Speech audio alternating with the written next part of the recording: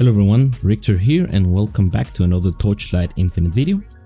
Today I want to, as you can see from the mapping showcase, I want to show you my updates to the build, as well as two setups that I'm running. One where we go full damage and show you how much that can achieve, and one that is faster mapping.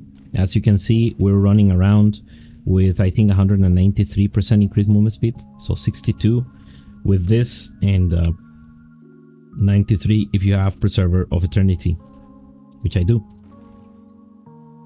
You see, 193, 208 actually, because I have higher level aura and more effect. So what are we doing? We have this aura, so we give up on one of our auras for precise swiftness.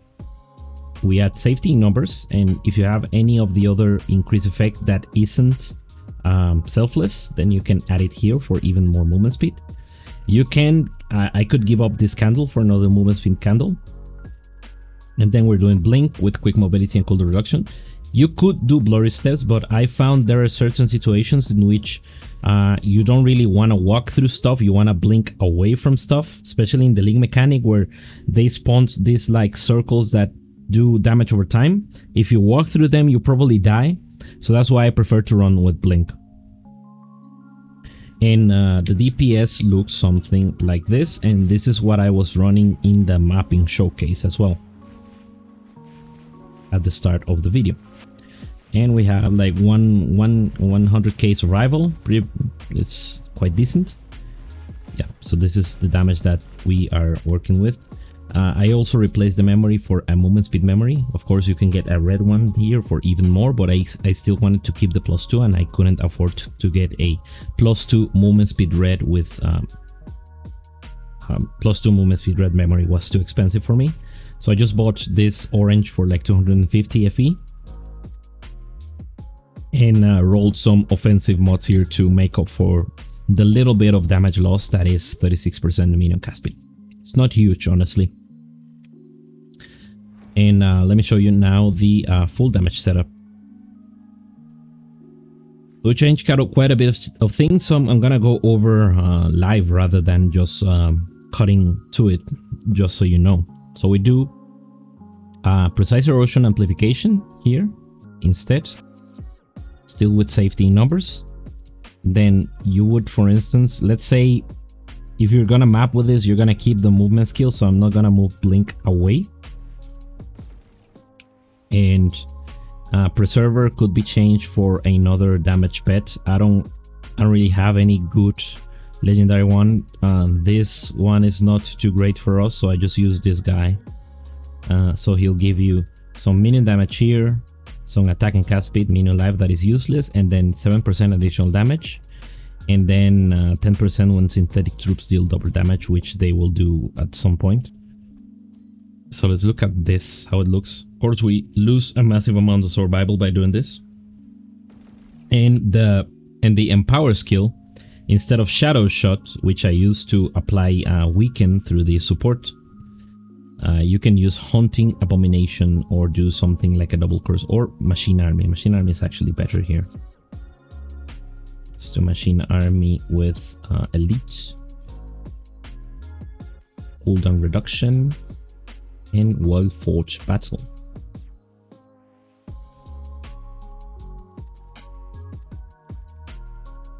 Okay, movement speed is gone, but let's see the damage.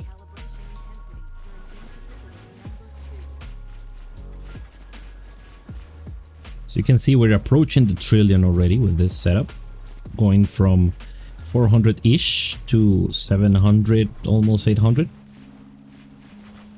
You can further increase this by getting rid of the movement skill. Now this is what I would call like full POB, full dummy warrior mode, where you don't really care about mobility or defense, you just go full damage.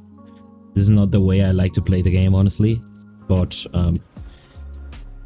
if you just feel like you need this damage for something that you want to do really quick, this is what you can like expect out of it. 1.6 trillion, 1.4 trillion. And of course, this is bound to increase once we get our better gear, so I think it's in the right track, the Erosion Magus. I'm quite pleased with the way it has turned out. So over to like the key pieces that have changed from the previous video that was like, I don't know, 4 or 5 days ago. I didn't have Troublemaker. Troublemaker revolutionized the clear. I was running Profound on 100 billion without Troublemaker and it was slowish. I kept the same 100 billion with Troublemaker and suddenly I was blasting. Without compasses though. I think for compass Profound you need at least 300-400 billion to be comfortable. And if you have explosions, that is. If you don't have explosions, you probably need a little bit more than that. And depends on the level of compass. If you use orange compass, you're gonna need way more damage. That's how it goes, right? So Troublemaker, bad corrosion as usual. Switch the necklace finally because I managed to purchase a corruption necklace. This was like 4,000 FE. I tried rolling this. I spent 2.5k FE on the Dream Talking and failed to get corruption. I got electrocute, but and I sold this for like 2k, but I wanted corruption and I ended up paying for it. Now we have this lightning resistance to make up for it, so I got the lightning resistance in the amulet to like at least pay for it. Then this initial growth, I'm like, once I get this tier 1, I will be at 500 growth all the time. And then I can start moving stuff around once I get the tier 0s. Now the belt, this is very important. You need rally to not lose too much damage when you're switching from like the T1 belt to this belt. If you skip the T1, then you should make a priority to put rally into it. This costed me like 1.2k FE, plus the base was like 700. And then the most important thing to craft here are these two mods, the minus additional damage taken at low mana and the min channel stacks.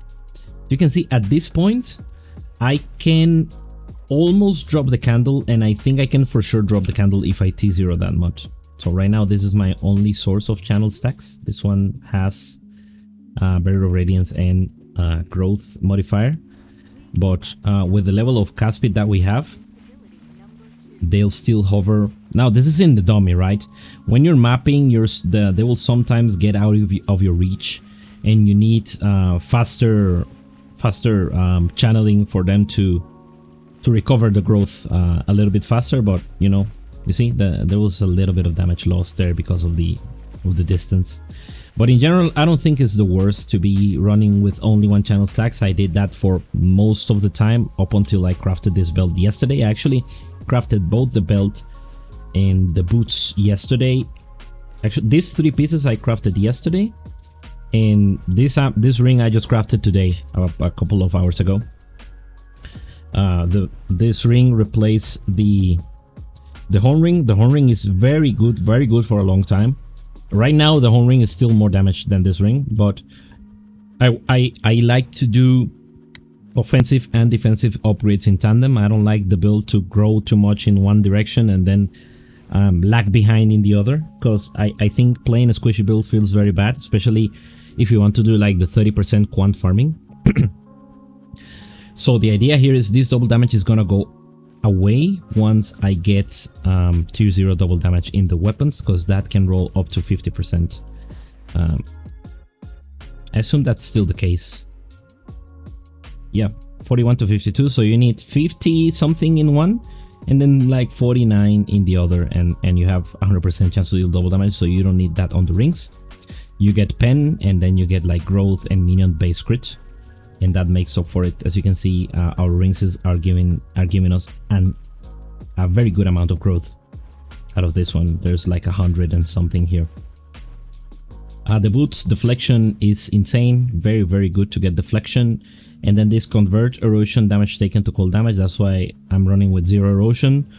Ideally I would have at least 50, maybe 30-40% erosion resistance while I get this to tier 1. At tier 1 is like 35 to 27 to 35, and then you can get that much here in the body armor as well, but for now I need the seal mana compensation, but you can get it here as well. So that's 70% I think both together are like 90% erosion damage converted to gold, and then you just can forget that erosion damage exists completely, except for like rot and wilt. So those are the key pieces. I finished crafting the rot.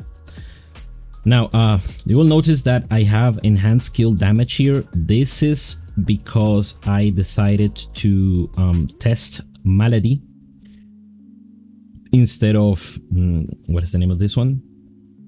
Malignant. So Malignant is for the ultimate, Malady is for the enhanced skill. However, Malady makes the frequency of the support scale with cast speed, as opposed to being fixed at a 1.4 interval that you cannot scale. I felt like the fact that you cannot modify the interval by any means eliminated one of the possible vectors for scaling for the build, and it was going to affect how good I think it was going to be much later in the game. So that's why I decided to test Malady, and it turned out I was kind of correct on that. Malady at this point is better. Before that, I tested Malady and Malignant both at level 1, both at tier 0 at different points in the build, and Malignant was always better. But I think right now that we're in the end game, that we have more multipliers, more access to like cast speed modifiers and stuff from like the growth candle and that Malady is taking over. And I'm running Element Termination. Why? Because I decided to grab this base element damage to minions, and then I rolled element chance here. In this mod, if you take a look at this is 15% minion damage per element. So this alone is 75% increased damage.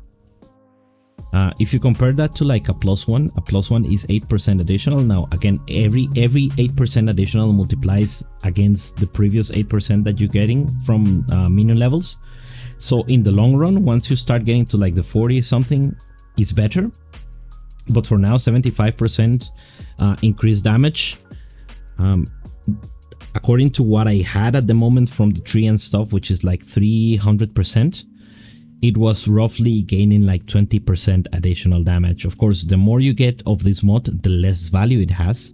But it still, for me, it still was better than an additional skill level, at least at this point in time. So I grabbed 2 of these. These together are 150% additional damage, because we apply all of the elements to the enemy. So you can see here, everything is there. Now don't ever try counting frostbite and freeze as the same element, as different elements, because they cannot exist together in an enemy. If an enemy is frozen, it cannot be frostbitten, and the enemy will not be will need to stack frostbite before it can be frozen. So you only have one of them at a time. So the reality is this caps out at 5, not at 6. Blinding is not an ailment. Paralysis is also not an ailment. So yeah, it's 5. And for some reason they're not stacking frostbite. They were doing it before, but you know, whatever. So that's why I'm running added cold damage on the Green Phantom, and I'm running Element Termination here instead of Harvest Time or anything else. Passivation still remains. I don't know how good this is outside of the dummy. In the dummies is the clear winner, but I don't know if it's because the dummy is always at full life. I'm not completely sure about the inner workings of passivation right now. If you feel unsure about this one, I think the good contenders are Harvest Time, Savage Growth. If you're hovering around like 350 growth, Savage Growth is gonna give you the biggest boost because it's gonna take you over that 400% mark, and sometimes over the 500 mark as well. Spell Concentration is really good, and Crit Increase wasn't the worst. So all of these are pretty close together in terms of how much damage they give you. And of course, crit damage is also an option. But you know, it's very hard to tell 100% with 100% certainty which one is the best. Okay, that is out of the way. My oh, Kismets. Yeah, I always forget about this. So I'm getting this enhanced because of the aforementioned switch to the enhanced setup. Running a few of the growth ones here, and I added a few like max. I think I added, yeah, max fire res here, max lightning res, max cold res. I wanted to go over that 61 mark that I was missing because I did a bad roll on the ring and I'm getting a -1 here, so I wanted to get my resistances above 50. I can only do that with Preserver at the moment or with any of the like resistance pets, so that's why I keep running them. See, 61 here, 60, and I need a little bit more cold. I need to like T0 this probably to go over that. And Erosion, the idea is to convert most of it, so I'm not too worried about having Erosion resistance on my gear at the moment. Does the build die? Yes, it dies occasionally to different stuff that happens on the map, especially that the Watcher casting like the Frost Beam at you. That is terrible. Okay, now let's look at this is the build I have in the collection. This is by a user named, no, this one, yeah, this guy Nitty. He's he hangs around on the Discord in the Iris channel, and he has been very helpful doing some testing, and he has min-maxed his character quite a bit. This guy is already at over 5 trillion damage, as you can see. Some crazy gear, some decent gear. I don't think this is crazy. I think it's good gear. You could get much crazier than this, but it's basically that, getting your tier 1s in place, start getting your tier 0s. He's putting a huge emphasis on defenses, a good amount of it, by the way. This character I think has like 200,000 survival, so less damage taken, min channel, rally, getting some extra value here by having an additional one. Going for the Erosion res cap, I think it's probably fully capped on resistances this build. Yeah, 67, 67, 60, quite crazy, quite a good setup. Max elemental on the body armor, max elemental on the boots. These are very expensive bases, especially the boots one. And the amulet with the curse on hits, and the double curse on hit amulet. So it's quite expensive, quite an expensive setup. And for Kismets, I think it made the switch to mechanical army, so he would have mechanical tree, the mechanical tree Kismets, which will give much more damage. But there was nothing crazy here, like spell block, a lot of defensive stuff, and already at 5 trillion, and only this level 6, not the dog level 6 as well. So imagine. Interesting that you replace the oh yeah, the origin effect is over here. And what else can we see from this setup? The Slate, Mighty Guard, Poison Relief. Poison Relief is amazing for defense. And in the candles, I think he has Barrier of Radiance. No Barrier of Radiance, but Sealed Mana Compensation for extra auras. And then additional curse here for the ring. Now the tree, as you would expect, some extra enhanced skill chance. Some origin effect here, lacking just this point of origin effect. In Lich, the stats very good on the Thunder Magus because they scale with 2 stats instead of 1. So this point is roughly 30% additional damage for Thunder Magus, and this is 15% additional damage. And then your Standal Steel Vanguard, where with resistances, with some damage taken conversion, and yeah, this is standard. Already has a Sparks, which is copying. So it's a +1 lightning, +1 minion, and +1 lightning. So this is a +4 roughly. And pending to get a spark here as well to get another +2. I don't know if the spark only copies 1, but it will be another +1 in general. So this is, if you're wondering how what you can upgrade towards, take a look at this setup. If you have more currency than I do, and you're already looking to push much further beyond, come hang out in the TLI Discord, in the Iris channel, and a few folks can help you get to that next level of gearing. Anyway, this has been enough for now. Thank you very much for watching. I hope you have a great rest of the day, and I'll see you in the next one. Bye bye.